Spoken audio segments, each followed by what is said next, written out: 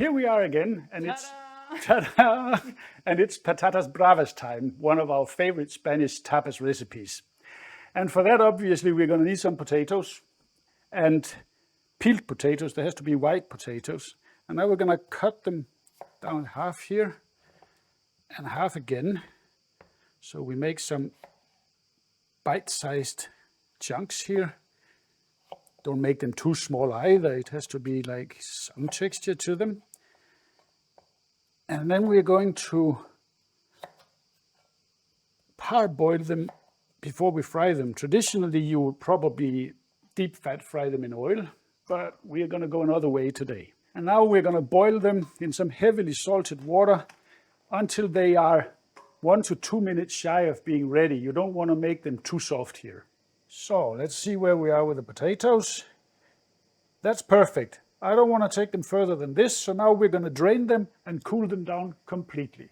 And now let's get started on our sauce. We take our pan here and we start on, I would say, medium-low flame, not too hot here. And then we want to coat the bottom of the pan with olive oil, like 50, 75 milliliter, what do I know? It's not really important as long as it's coated. Then we go in with a finely diced onion. And we want to throw this on a cold pan and warm up slowly. We want it to soften. If we throw it in a very hot pan, then it will just burn on the outside, and we don't want that. We want this to soften up nicely. When we start to get a bit of color like this, golden, then we're going to create a spot here and squeeze in a clove of garlic. There we go. In the middle with that. And let that become fragrant. It won't take more than 30 seconds maximum. When the garlic smell hits your nose, then stir it in. And then we're going to add our spices. And the same goes, create some space.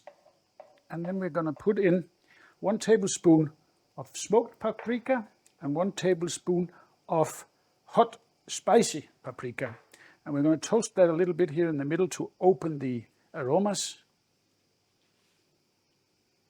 And when that starts to smell a little bit toasty, we go in with half a teaspoon of red chili flakes. This is where you can dial up how brave you want your potatoes, if you want them. Brave. Exactly. And then we just get all this mixed in. It already smells really, really good. Smells promising. It does, but we know the recipe. This is a good one. It's not the first time. And everything has got some nice color here.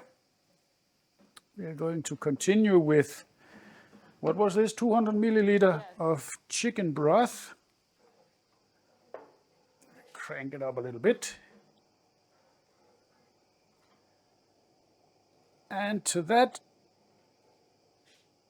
a 400 gram package of, or can or package, whatever, of tomato puree.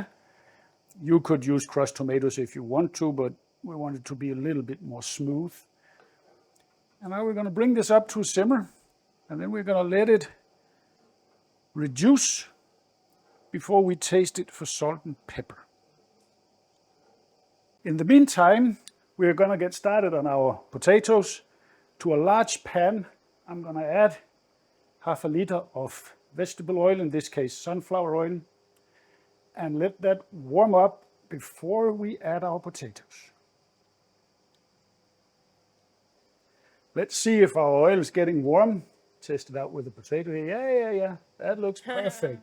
So, all of these, be careful not to splatter all over here.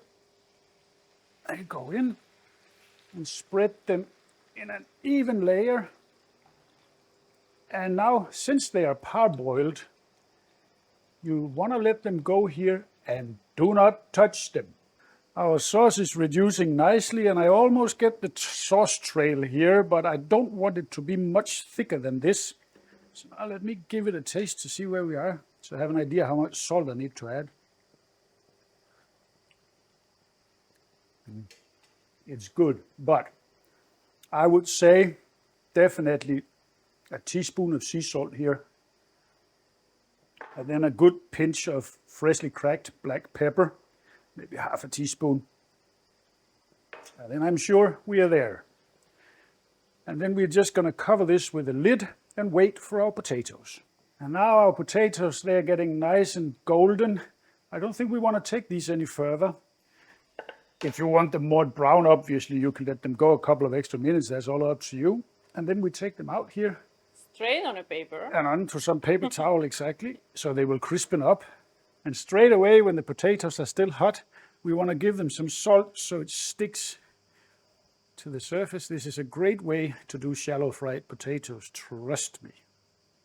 And we let them cool down just a tad so we can plate it up. Everything is ready. Sauce smells fantastic. The potatoes, they've cooled just a little bit. And now we're going to plate this up in our beautiful little tapas dish here. You're going authentic, I'm right? going authentic here, yeah. So a good pile of potatoes here. So it looks nice. Something like that, I would say. That looks good, huh? And then we come in with some of our nice Brava sauce here. See if I can do this so it looks. Spread it around, spread some love. See, some spoons of this. It's spicy, so. Smells so good. No, but this is a fantastic tapas recipe. And then You know that comes from Madrid, right? They claim they claim yes. And there's also, paternity. and then there is, it's true, but then there is an optional thing which some restaurants do, some they don't. We're going to do it today. We're going to go in with a dollop of our beautiful garlic aioli on top.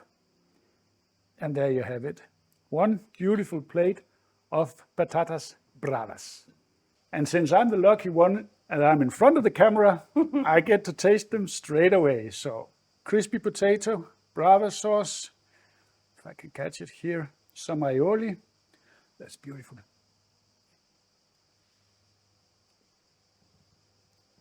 I could be in Spain right now.